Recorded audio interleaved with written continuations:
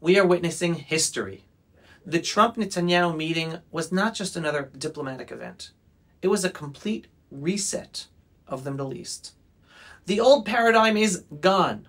The failed ideas that have shackled Israel for decades, the so-called peace process, the fantasy of a Palestinian state, the fantasy of the existence of another people with a historic claim to the Jewish ancestral homeland, and the illusion that Hamas or the Palestinian Authority could ever be governing bodies, those have all been obliterated. We are now in a new era. Strategic win number one. The war Iran and Qatar started has backfired. Let's be clear. Iran, Qatar, Hamas, and Hezbollah launched this war believing they could break Israel.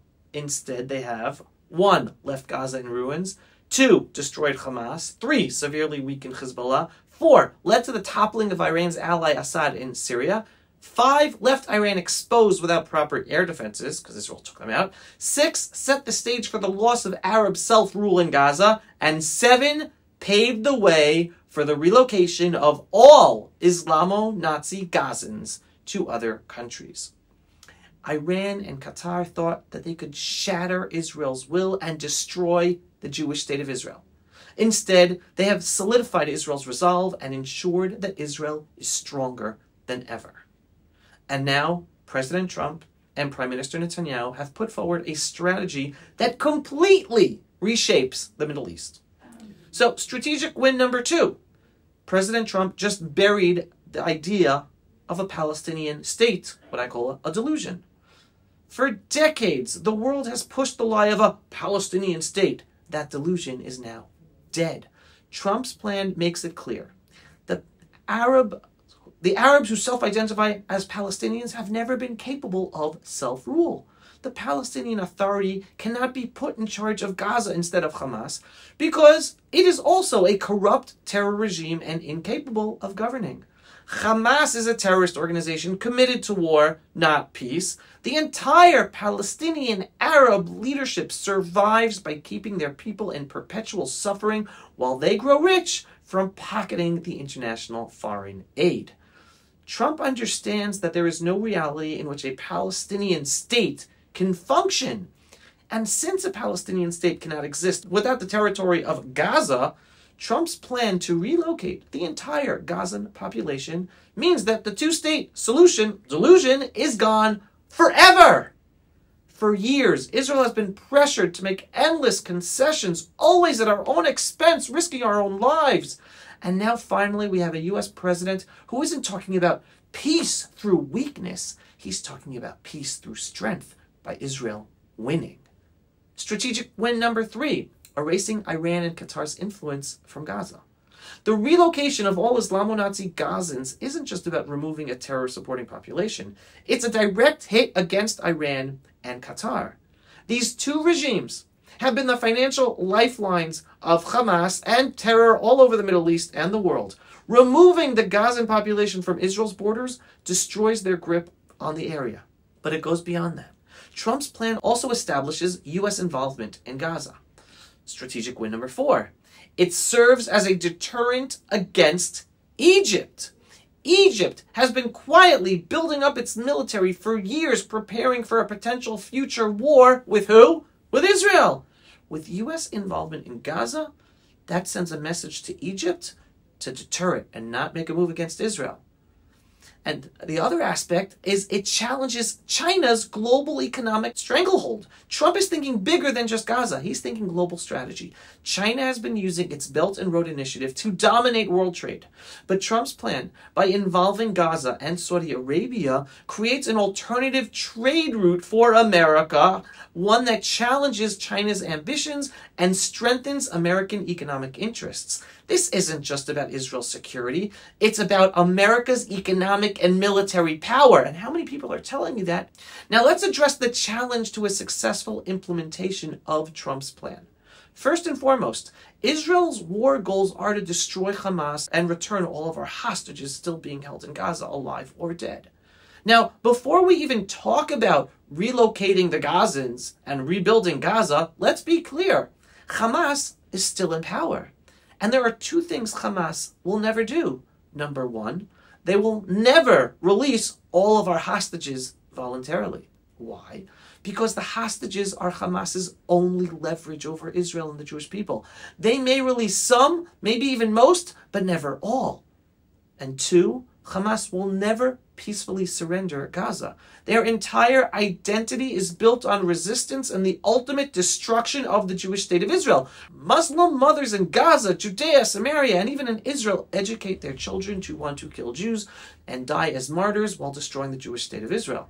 While I believe a majority of Gazans will happily leave Gaza the second Trump pressures Egypt to open up the Egyptian-Gaza border, Hamas terrorists will remain in Gaza to fight until the bitter end. So what does that mean for Trump's overall plan? Well, it means that regardless of Trump's plan, Israel will have to send back IDF troops into Gaza and totally finish the job. Basically, Hamas will force us to continue the war and totally destroy them while saving as many of our hostages as possible. And once that happens, Gaza will return to its rightful owners, the Jewish people. Because, let's be clear, Gaza is historically Jewish land, and it's time to make Gaza Jewish again. That is the ultimate solution. And I just want to get a little personal for a second. This is deeply emotional for me.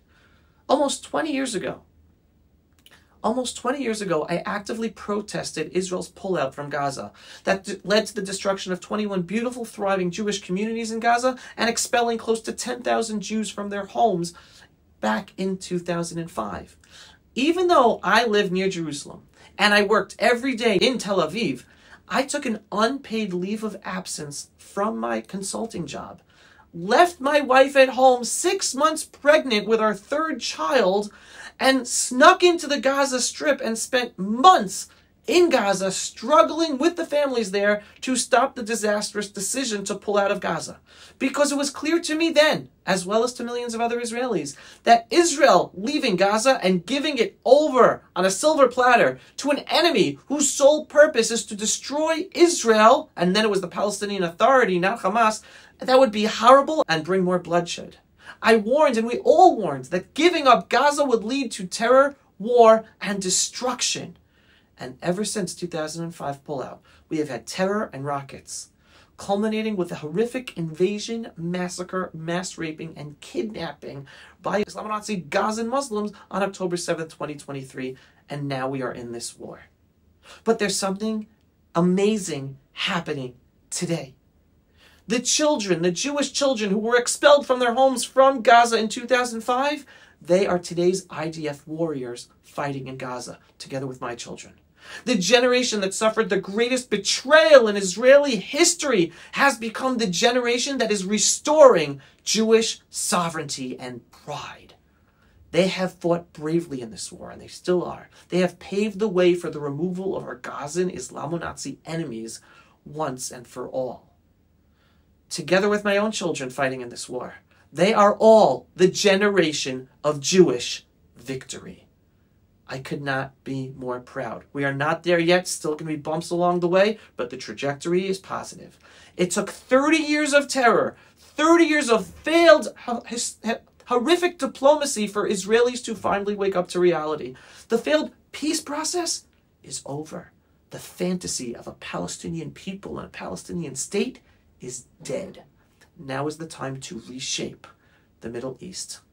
Thanks to a true change in strategic thinking by Prime Minister Netanyahu, together with President Donald Trump, we are about to end this cycle of terror once and for all. It's about Israel standing up strong. Instead of continuously being forced to appease a genocidal enemy by hostile U.S. administrations who are supposed to be an ally. Well, thanks to President Trump, we are now in a position to win against our enemies. And when Israel wins, America and the freedom-loving world wins. And now just this final thought. This is the moment of the Jewish people. The world has been watching us during this war, and they're still watching us. Now is the time for Israel to stand strong. Now is the time for us all to go all in on our identity, on pride in the Jewish state of Israel, pride in our Judaism. It's time to secure our land. It's time to ensure our future, to restore Jewish sovereignty, not just in Gaza, but in Judea and Samaria. We can no longer be apologetic about doing what we need to do because truth, justice, and history are on our side, and we have a purpose as the Jewish people to live in our ancestral homeland as God tells us in the Bible. Because when Israel is strong, the entire free world is stronger. And remember this, regardless of the detail of Trump's plan with the United States having involvement in Gaza, we are truly on the path to total victory. And yes, that includes Jews once again resettling in our historic lands of Gaza. It is not a question of if, but a question of when. I personally look forward to spending Shabbat once again in our rebuilt Jewish communities in the Gaza Strip, singing the famous Shabbat song that Jews sing all over the world on Friday night, Karibon, written by the chief rabbi of Gaza, Rabbi Yehuda Najara, back in the 16th century. The time has come to make Gaza Jewish again, not just for our benefit, but for the benefit of the whole freedom-loving world. That's what happens when the Jewish people fulfill our purpose, our destiny as God's chosen people. Not chosen because we're better, chosen for a purpose. And that purpose is to be a proud Jewish people living in our ancestral homeland, the Promised Land. With that, everyone, Am Yisrael Chai. Again, still going to be bumps along the road, but the trajectory is positive. Strengthen your faith in the one above. We're getting there. Things are happening. Miraculous times. Redemptive times. That's it for today's Pulse of Israel. If you are not yet a subscriber, what are you waiting for? Go to pulseofisrael.com and click to subscribe to the daily, belief-based, inspiring, politically incorrect truth about Israel, the Jewish people, and the freedom-loving world that you don't hear anywhere else. And yes, we are a donor-based operation. We need your support. We are heavily censored and shadow banned across social media. It's thanks to your donations, large or small, that allow us to do our work and get our videos and work seen. We want to be seen by more people, inspire more people, impact more people, so that we can all together be moving to the better future even quicker. So every once in a while, just click on the donate button on pulseofisrael.com. Shalom, everyone, and thanks for watching. Pulse of Israel, frontline videos from the Holy Land. Support our work by donating today.